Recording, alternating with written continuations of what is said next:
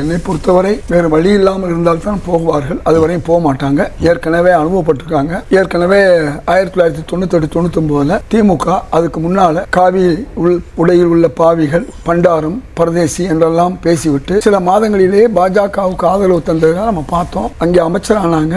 ஆமா, அது அப்படிப்பட்ட ஒரு சூழல் வந்ததுனால 96 இருந்து 2001 வரையும் கலைஞர் ஒரு சிறப்பான ஆட்சியை தந்தார். அந்த ஆட்சி ஒன்றுமில்லாமல் போனதற்கு காரணம் மீண்டும் வர முடியாத ஒரு சூழல் உருவாகிறது மட்டுமல்ல, பல்வேறு கூட்டணி கட்சிகள் இல்லாமல் ஜாதி கட்சிகளை சேர்க்கக்கூடிய ஒரு நிலை அவருக்கு ஏற்பட்டுச்சு அன்னைக்கு. இதுதான் வரலாறு. ஆக பாஜகவிடம் போனால் திராவிட முன்னேற்ற கழகம் நிச்சயமாக தமிழகத்திலே ஒன்றுமில்லாமல் போய்விடும். ஏற்கனவே 2வது இடம், நாளைக்கு என்ன இடம் சொல்ல முடியாது, அதுதான் உண்மை. அதனால அவ்வளவு சீக்கிரம் போக மாட்டாங்க. ஆனா முன்னாள் முதல்வர் ஸ்டாலின் அவர்களை பொறுத்தவரை அந்த மாதிரி எந்த பேச்சும் பேசல. அதேமா அவருக்கு ஏற்கனவே தெரியும், நிச்சயமா பாஜகவில் சேர மாட்டார் அப்படிங்கிற நம்பிக்கை எனக்கு இருக்கு. ஆனால் 2ஆம் கட்ட தலைவர்கள் உங்களுக்கு அனிதா ராதாகிருஷ்ணன் அவருடைய வார்த்தையெல்லாம் நீங்க பார்க்கும் பொழுது, அதாவது வெகு விரைவில் நம்முடைய திருச்சி சிவா எம்பி அவர்கள் அமைச்சர் ஆவார்கள் அப்படின்னா என்ன அர்த்தம்?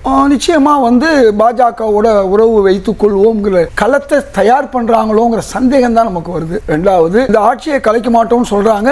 வெகு விரைவில் முன்னாள் முதல்வர் ஸ்டாலின் அவர்கள் முதலமைச்சர் ஆவார்னு சொல்றாங்க. இவையெல்லாம் சொல்றது யாரு? உங்களுக்கு 2ஆம் கட்ட தலைவர்கள். அதிமுகவுக்கு இவங்களுக்கு ஏற்கனவே கூட்டு இருந்ததுனாலதான் கூட்டு களவாணி என்று அவர் சொன்னாரு. இதெல்லாம் வச்சுக்கிட்டு தான் அது முழுமையா வெளியே வந்துருச்சு. அதன் அடிப்படையில் தான் இவங்களுக்கு அதிமுகவுக்குள்ள தொடர்பு வெளியே வந்துச்சு.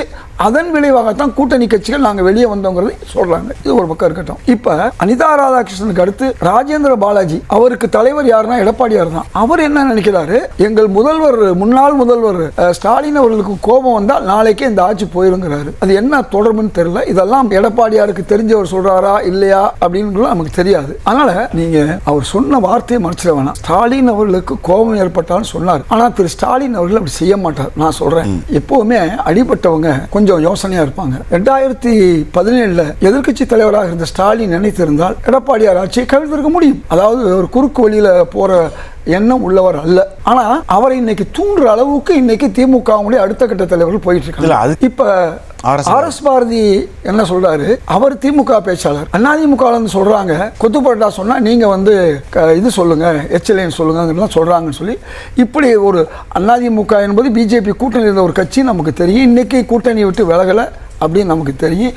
இதன் காரணமாக தான் அண்ணாமலைன்னு ஒரு புது ஃபேக்டரி உருவாகி போயிட்டு இருக்கிறது நமக்கு தெரியும். அதனால இதையெல்லாம் பார்க்கும் பொழுது அவர் தொடர்ந்து சகோதரர் திருமா என்ன சொல்றாருன்னா, பாஜகவை எதிர்ப்பதில் திமுக இதுவரை சரியாக இருந்தது, அதனால எங்களுக்கு நட்பு சக்தியாக நாங்கள் இருப்போம்.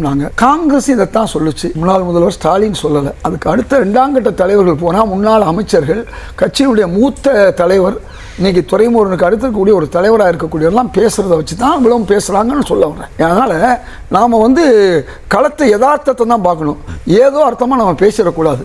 அது நம்ம பதார்த்தத்தை பற்றி பேசுற மாதிரி ஆகி போயும். அதனால நான் என்ன சொல்ல வர்றேன், விஷயம் என்னன்னு சொன்னா, இப்படி ஒரு சூழல் வரக்கூடாது, வந்தால் இருக்கணும் அவங்க சொல்றாங்க. காங்கிரஸை பொறுத்தவரை எந்த நிலையிலும் பாஜகவிடம் சென்றுவிடக்கூடாது திமுகங்கிறதுனால தான் இந்தியா கூட்டணியில் அவர்கள் இருக்க வேண்டும். அது தாவேகா இருக்கோ இல்லையோ, எப்படி காஷ்மீரில் 2 எதிரான கட்சிகள் இந்தியா கூட்டணியில் இருக்குதோ, 3 எதிரான கட்சிகள் கம்யூனிஸ்ட், மம்தா பானர்ஜி, காங்கிரஸ் எப்படி நம்முடைய இந்தியா கூட்டணியில் இருக்கோ அந்த மாதிரி இருக்கணுங்க தான் எங்க விருப்பம். அதைத்தான் நாங்கள் எங்களுடைய தலைவர் ராகுல் காந்தி சொல்லியிருக்காரு. எங்களை பொறுத்தவரை திமுகவை நிச்சயமாக பாஜக பக்கம் தள்ளிவிட மாட்டோம், தள்ள மாட்டோம். இன்னைக்கு முன்னாள் முதல்வர் ஸ்டாலின் அவர்கள் லண்டன்ல இருந்து அந்த காணொலி காட்சியில் பேசியிருக்காரு. இன்னைக்கு பேசியிருக்காரு, மாற்றம் இல்லை. ஏற்கனவே நேற்று கூட என்ன சொல்லியிருக்காரு, கீழடி போன்ற தமிழகத்தின் தொன்மை வாய்ந்த விஷயங்கள்ல இன்றைய அரசு முந்தைய அரசுடைய இதை தொடரணும் கேட்கிறாரு. இதுதான் ஒரு நியாயமான ஒரு எதிர்க்கட்சி. இப்படி இருந்தா திமுக நிச்சயமாக பலம் பெற வாய்ப்பு இருக்கு. ஆனா அந்த 2ஆம் கட்ட தலைவர்கள் செய்யக்கூடிய வேலை இருக்குல்ல, நாள்தோறும் தாவேக அரசுக்கு தொந்தரவு கொடுக்கிறது. நான் சொல்லணுமா, உலகத்துக்கே தெரியும், நாள்தோறும் ஒவ்வொரு விஷயத்திலும் அவர்களுக்கு எதிரான நிலைப்பாட்டை எடுக்கிறது, அதை தவறா பேசுறது.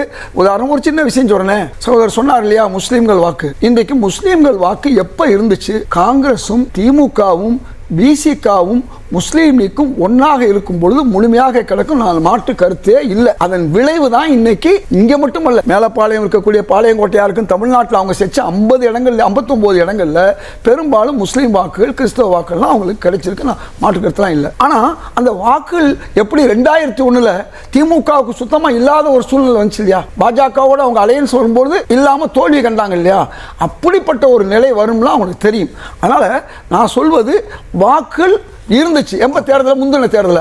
ஆனா நாளைக்கு இருக்குமா இல்லையாங்கிறது இன்னைக்கு முன்னாள் முதல்வர் ஸ்டாலின் அவர் எடுக்கக்கூடிய விஷயம் வேற. ஆனா அடுத்த கட்ட தலைவர்கள் எடுக்கக்கூடிய வேற.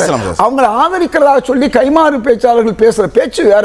அதன் விளைவாகவே மக்களுக்கு ஒரு கோபத்தை திமுக மேல ஏற்படுத்துது என்பது வேற. முன்னால ஒரு விஷயத்தை சொல்லணும்.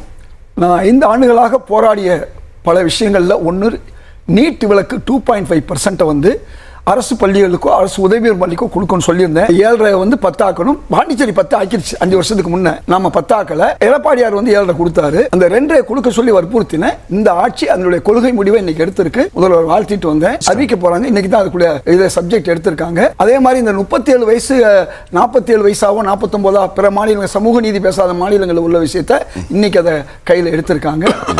மீண்டும் இன்னைக்கு அமைச்சர் நிர்மல்குமாரை சந்திச்சேன். அந்த இன்னைக்கு இறுதியாக அந்த பரோல் விஷயம் முந்தின அரசு பாராட்டணும். முந்தின அரசு ஒரு 2 மாசம் பரோல் கொடுத்தாங்க. அதை இவங்க கண்டினியூவா கொடுக்க போறாங்க. அதுக்கு பாராட்டுவோம். இது ஒரு பக்கம் இருக்கட்டும். இன்றைக்கு ஏதோ முஸ்லீம்கள் விஷயத்திலேயோ சிறுபான்மை விஷயத்தில் எதிராக சொல்றாங்க இல்லையா? உங்களுக்கு நம்முடைய திருப்பரங்குன்ற இஷ்யூல ஒரே வார்த்தையா சொல்லிட்டாரு, முந்தைய அரசு என்ன செய்யுமோ அது தொடர்ந்து அமைச்சர் நிர்மல்குமார் சொல்லிட்டாரு. அது மட்டும் இல்ல, இந்த மாடு வெட்டுற பிரச்சனையில ஏதோ தாவைக்கு அமைதியா இருக்குன்ட்டாங்க. அவங்க முறையா போய் உச்ச நீதிமன்றத்தில் தீர்ப்பு வாங்கிட்டு வந்துட்டாங்க. அவங்க பேச வேண்டிய அவசியம் இல்ல, பேசாம பல காரியங்களை செய்யறாங்க. பல விஷயங்கள் நீதிமன்றம் இது என்னை பழனி விஷயத்துல கூட தனி நீதிமன்றம் உத்தரவு போடுறாரு. இன்னைக்கு மேல் நீதிமன்றம் என்ன சொல்லுது தெரியுமா? அவர் கோயில் நிர்வாகத்தையும் கணக்குன்னு சொல்றாரு. இது எவ்வளவு நாளைக்கு உள்ள விஷயம், ஏதோ திடீர்னு நடந்த மாதிரி. அதுக்கும் சிபிசிஐடி விசாரணையை இந்த அரசு போட்டிருக்கு. அதெல்லாம் உங்களுக்கு உண்மை வெளியே வரும். எந்த அமைச்சராக இருந்தாலும் ஊழல் செய்தால் நான் தண்டிப்பேன் சொல்லியிருக்காரு. யாராக இருந்தாலும் சொல்லியிருக்காரு. இன்றைக்கு அதனால சொல்றது இன்னைக்கு இந்த ஆட்சி சிறப்பாக நடந்துகிட்டு அதை நாம ஆதரிப்போம். நீங்க ஜெயிக்க வைக்கல சார், நாங்க உங்களை ஜெயிக்க வச்சோம்.